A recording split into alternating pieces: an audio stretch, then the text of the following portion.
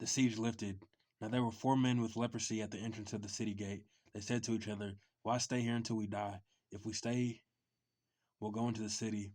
The famine is there and we will die. And if we stay here, we will die. So let's go over to the camp of the Arameans and surrender. If they spare us, we live. If they kill us, then we die."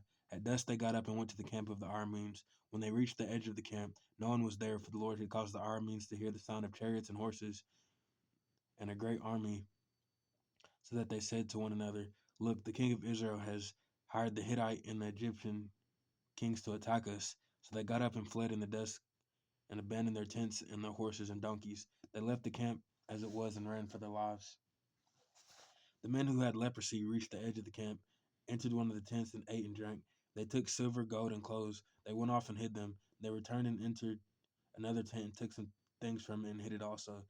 Then they said to each other, "What we're doing is not right. This is a day of good news, and we are keeping it to ourselves. If we wait until daylight, punishment will overtake us. Let's go at once and report this to the royal palace." So they went and called out to the city gatekeepers and told them, "We went into the Aramean camp, and no one was there, not a sound of anyone, only tethered horses and donkeys, and the tents left just as they were." The gatekeeper shouted the news, and it was reported within the palace. The king got up in the night and said to his officers, "I will tell you what the Arameans have done to us. They know we are starving, so they had left the camp to hide in the countryside, thinking they would surely come out, and then we would take them alive and get into the city." One of his officers answered, "Have some men take 5 of the horses that are left in the city. Their plight will be like that of all the Israelites left here. Yes, they will only be like all these Israelites who are doomed. So let us send them to find out what happened." So they selected 2 chariots with their horses, and the king sent them after the Aramean army. He commanded the driver, "Go and find out what has happened." They followed them as far as the Jordan, and they found the whole road strewn in with clothing and equipment the Arameans had thrown away in their headlong flight. So the messengers returned and reported to the king. Then the people went out and plundered the camp of the Arameans. So a seah of the finest flowers sold for a shekel, and 2 seahs of barley sold for a shekel, as the Lord had said. Now the king had put the officer on whose arm he leaned in charge of the gate, and the people trampled him in the gateway, and he died, just as the man of God had foretold when the king came down to his house. It happened as the man of God had said to the king. About this time tomorrow, a seah of the finest flour was sold for a shekel, and 2 seahs of barley for a shekel at the gate of Samaria. The officer had said to the man of God, "Look, even if the Lord should open the floodgates of the heavens, could this happen?" The man of God replied, "You will see it with your own eyes, but you will not eat any of it." And that is exactly what happened to him, for the people trampled him in the gateway, and he died. The Shunammite's land restored. Now Elisha had said to the woman whose son he had restored to life, "Go away with your family and stay for a while wherever you can, because the Lord has decreed a famine in the land that will last 7 years." The woman proceeded to do this as the man of God said. She and her family went away and stayed in the land of the Philistines 7 years. At the end of the 7 years, she came back from the land of the Philistines and went to appeal to the king for her house and land. The king was talking to Gehazi, the servant of the man of God, and had said, "Tell me about the great things Elijah has done." Just as Gehazi was telling the king how Elijah had restored the dead to life, the woman whose son Elijah had brought back to life came to appeal the king for her house and land. Gehazi said, "This is the woman, my lord the king, and this is her son whom Elijah restored to life." The king asked the woman about it, and she told him. Then he assigned an official to her case and said to him, "Give back everything that belonged to her, including all the income from her land, from that day she left the country until now." Hazael murders Ben-Hadad. Elijah went to Damascus, and Ben-Hadad, king of Aram, was ill. When the king was told, "The man of God has come all the way up here," he said to Hazael, "Take a gift with you and go to meet the man of God. Consult the Lord through him and ask him, 'Will I recover from this illness?'" Hazael went to meet Elijah. "Take with him as a gift 40 camel loads of all the finest wares of Damascus. He went in and stood before him and said, "Your son Ben-Hadad, king of Aram, has sent me to ask, will I recover from this illness?" Elisha answered, "Go and say to him, you will certainly recover. Nevertheless, the Lord has revealed to me that he will in fact die." He stared at him with a fixed gaze until Hazael was embarrassed. Then the man of God began to weep. "Why is my Lord weeping?" asked Hazael. "Because I know the harm you will do to the Israelites," he answered. "You will set fire to their fortified places, kill their young men with the sword, and dash their little children to the ground, and rip open their pregnant women." Hazael said, How could your servant, a mere dog, accomplish such a feat? The Lord shown me that you will become king of Aram," answered Elijah. Then Hazael left Elijah and returned to his master. When Ben-Hadad asked, "What did Elijah say to you?" Hazael replied, "He told me that you would certainly recover." But the next day he took a thick cloth, soaked it in water, and spread it over the king's face so that he died. Then Hazael succeeded him as king. Jeroboam, king of Judah.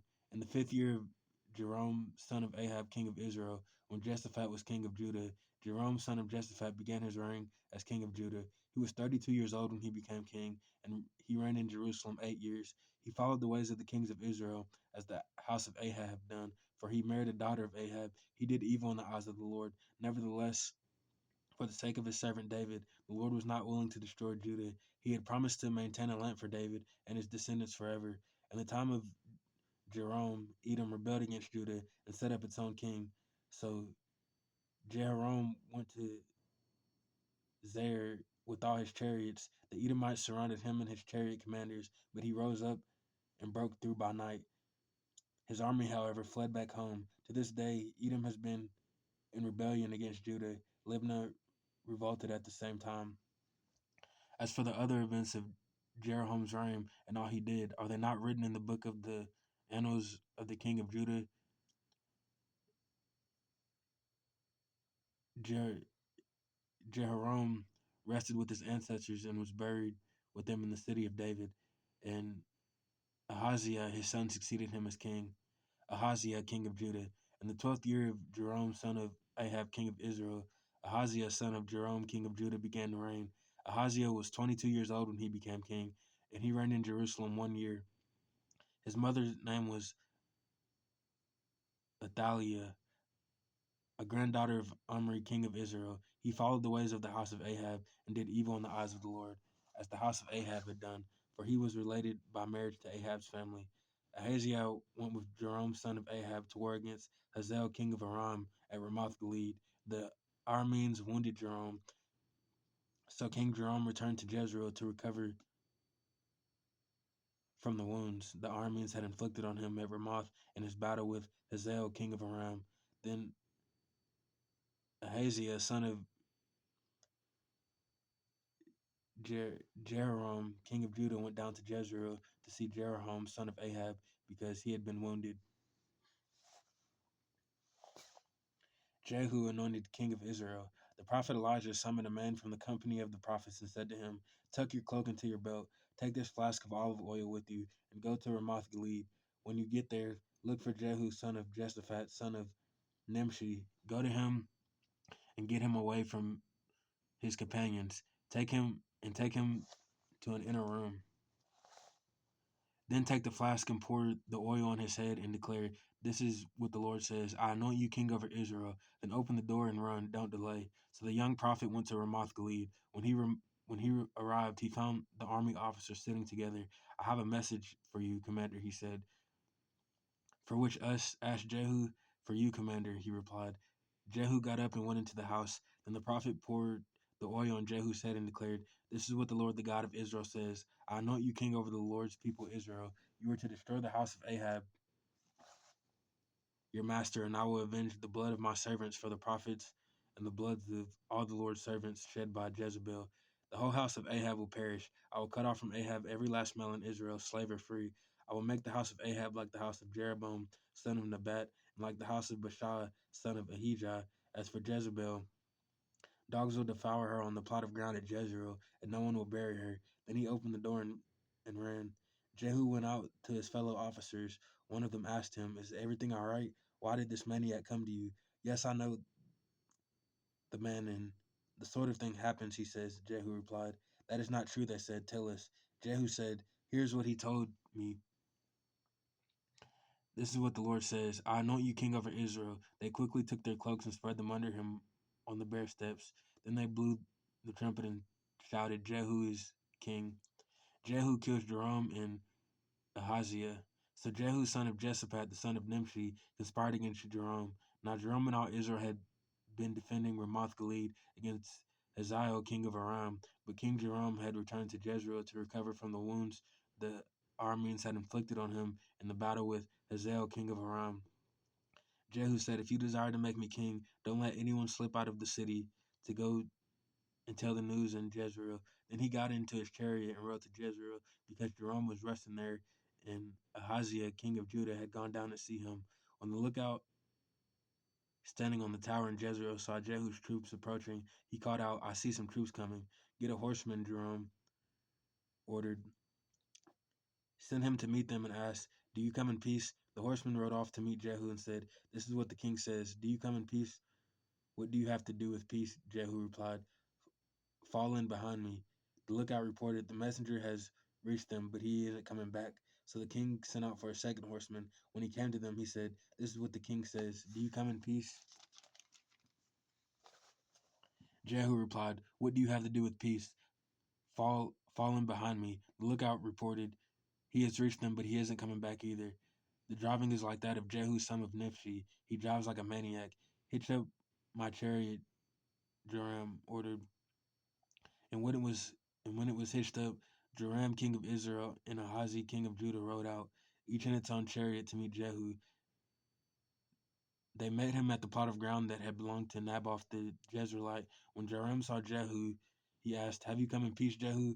How can there be peace? Jehu replied, As long as all the idolatry and witchcraft of your mother Jezebel are around. Joram turned about and fled, calling to Ahaziah, treachery, Ahaziah. Then Jehu drew his bow and shot Joram between the shoulders, and the arrow pierced his heart, and he slumped down in his chariot. Jehu said to Bidkar, his chariot officer, Pick him up and throw him on the field that belonged to Naboth the Jezreelite. Remember how you and I were riding together in chariots behind Ahab his father, when the Lord spoke this prophecy against him. Yesterday I saw the blood of Naboth and the blood of his son, declares the Lord, and I will surely make you pay for it on this plot of ground, declares the Lord.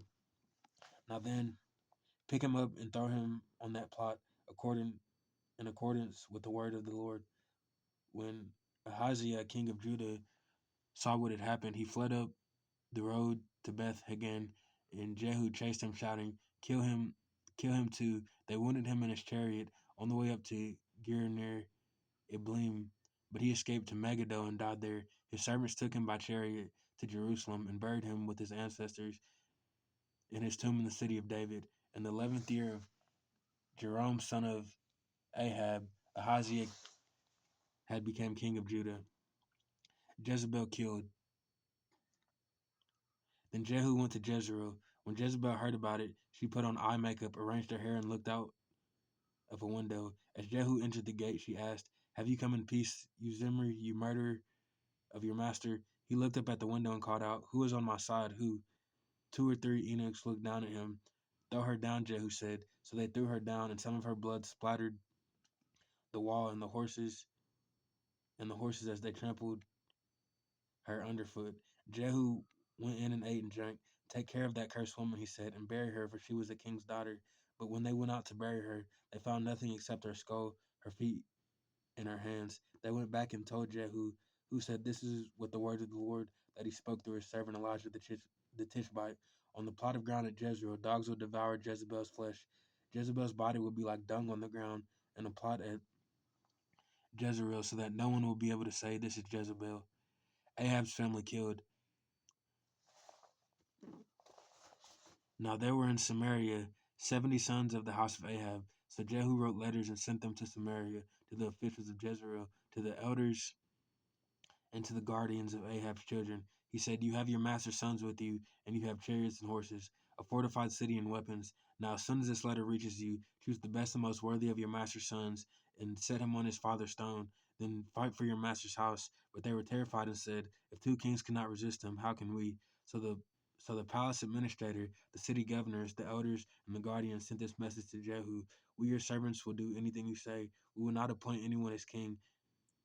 You do whatever you think best." Then Jehu wrote them a second letter saying, "If you are on my side and will obey me, take the heads of your master's sons and come down to me in Jezreel by this time tomorrow." Now the royal princes, 70 of them, were with the leading men of the city who were rearing them. Then the letter arrived. These men took the princes and slaughtered all 70 of them. They put their heads in baskets and sent them to Jehu in Jezreel. When the messengers arrived, he told Jehu, "They have brought the heads of the princes." Then Jehu ordered, "Put them in 2 piles at the entrance of the city gate until morning." The next morning, Jehu went out. He stood before all the people and said, "You were innocent. It was I who conspired against my master and killed him. But who killed all these?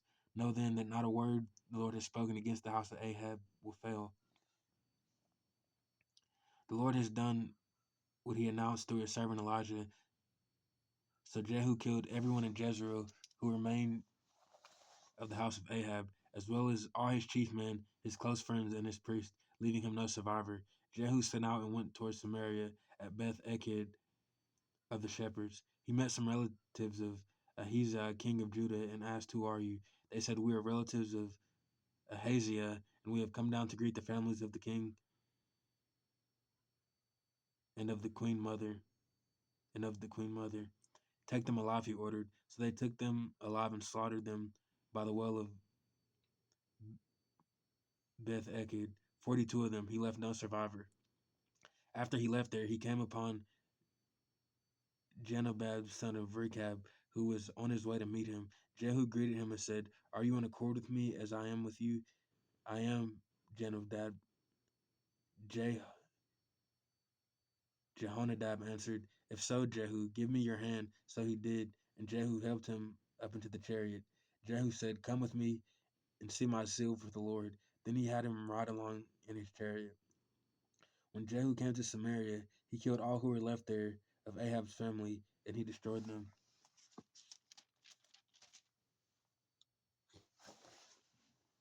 According to the word of the Lord spoken to Elijah.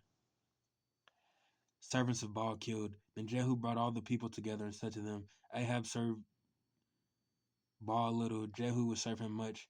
Now summon all the prophets of Baal and all his servants and all his priests, and see that no one is missing, because I am going to hold the great sacrifice for Baal. Anyone who fails to come will no longer live." But Jehu was acting deceptively in order to destroy the servants of Baal. Jehu said, "Call an assembly in honor of Baal." So they proclaimed it, and they sent word throughout Israel, and all the servants of Baal came, and no one stayed away. They crowded into the temple of Baal until it was full from one end to the other. And Jehu said to the keeper of the wardrobe, "Bring robes for all the servants of Baal." So he brought out robes for them. Then Jehu and Jenobad, son of Rechab, went into the temple of Baal. Jehu said to the servants of Baal, "Look around and see that no one who serves the Lord is here with you, only servants of Baal." So they went in to make sacrifices and burnt offerings. Now Jehu had posted 80 men outside with his warning: "If one of you lets any of the men I am placing in your hands escape, it would be your life for his life." As soon as Jehu had finished making the burnt offering, he ordered the guards and officers, Go in and kill them. Let no one escape." So they cut them down with the sword. The guards and officers threw bodies out and then entered the inner shrine of the temple of Baal. They brought the sacred stone out of the temple of Baal and burned it. They demolished the sacred stone of Baal and tore down the temple of Baal, and the people have used it for a latrine to this day. So Jehu destroyed Baal worship in Israel. However, he did not turn away from the sins of Jeroboam, sons of Nebat, which he had caused Israel to commit. The worship of the golden calves at Bethel and Dan. The Lord said to Jehu, "Because you have done so well in accomplishing what is right in my eyes, and have done to the house of Ahab all I had in mind to do, your descendants will sit on the throne of Israel to the fourth generation." Yet Jehu was not careful to keep the law of the Lord, the God of Israel, with all his heart. He did not turn away from the sins of Jeroboam, which he had caused Israel to commit. In those days, the Lord began to reduce the size of Israel. Hazael overpowered the Israelites throughout their territory, east of the Jordan, all the land of Gilead, the region of Gad, Reuben, and Manasseh, from Aurora by the Arnon Gorge through Gilead to Bashan. As for the other events of Jehu's reign, all he did and all his achievements, are they not written in the book of annals of the kings of Israel? Jehu rested with his ancestors and was buried in Samaria. And Jehoaz, his son, succeeded him as king. The time Jehu reigned over Israel and Samaria was 28 years. Athaliah and Joash. When Athaliah, the mother of Ahaz, saw that her son was dead, she proceeded to destroy the whole family. But Je- but Jehosheba, the daughter of King Jehoram, the sister of Ahaziah, took Joash, the son of Ahaziah, and stole him away from among the royal princes who were about to be murdered. She put him and his nurse in a bedroom to hide him from Athaliah so he was not killed. He remained hidden with the nurse at the temple for the Lord 6 years while Athaliah ruled the land.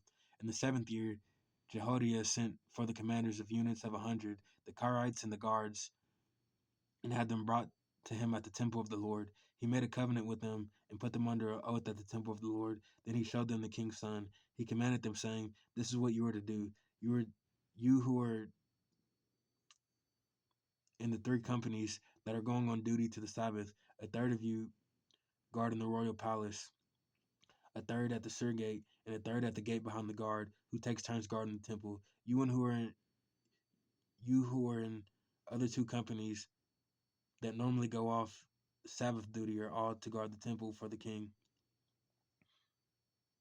Station yourselves around the king, each of you with weapon in hand. Anyone who approaches your ranks is to be put to death. Stay close to the king wherever he goes." The commanders of units of 100 did just as Jehoiada the priest ordered. Each one took his men. Those who were going on duty on the Sabbath and those who were going off duty came to Jehoiada the priest. Then he gave the commanders the spears and shields that had belonged to King David, and that were in the temple of the Lord.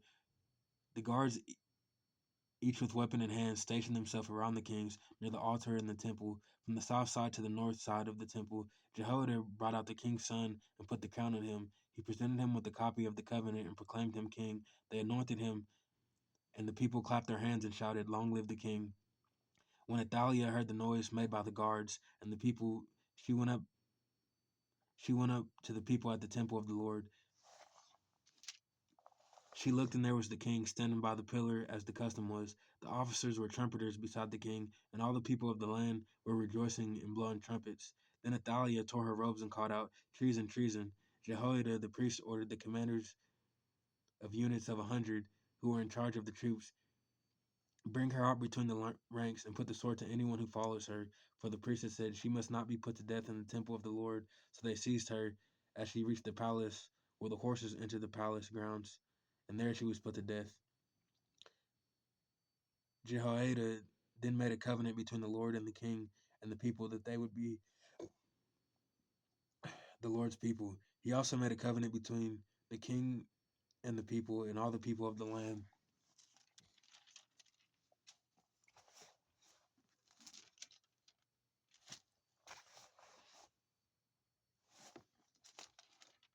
All the people of the land went into the temple of Baal and tore it down. They smashed the altars and idols to pieces and killed Mathan, the priest of Baal, in front of the altars.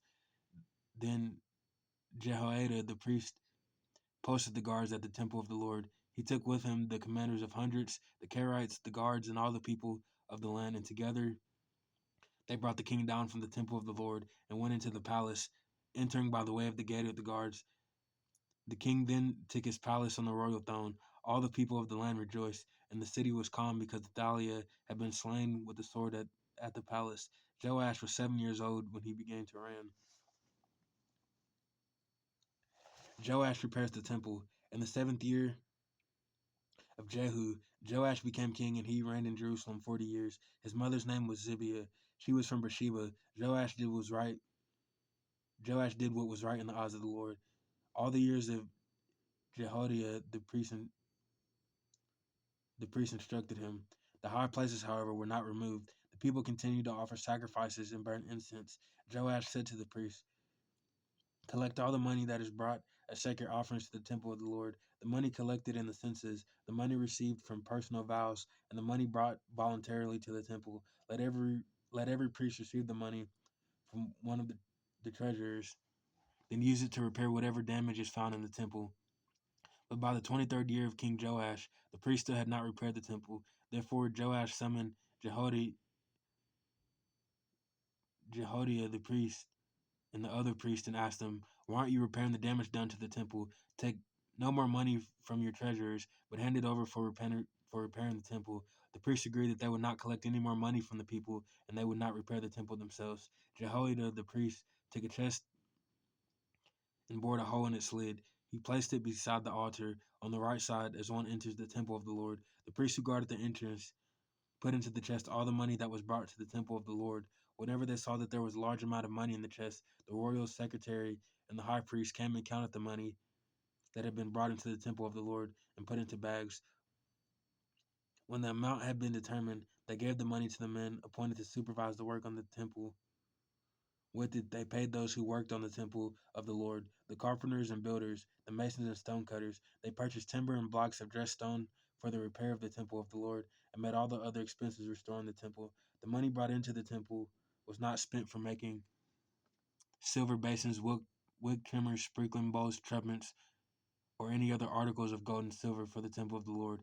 It was paid to the workers who used to repair the temple. They did not require an accounting from those to whom they gave the money to pay the workers, because they had acted with complete honesty.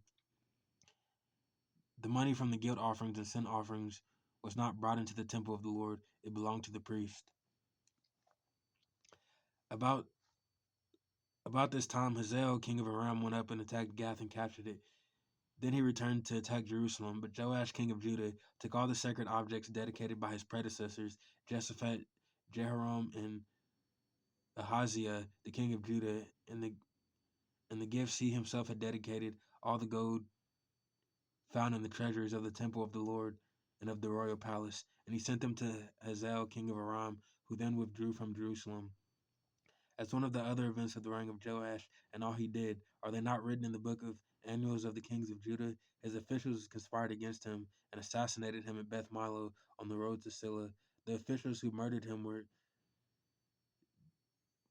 Jozabad, son of Shemith, and Jezobad, son of Shomer. He died and was buried with his ancestors in the city of David, and Amaziah, his son, succeeded him as king.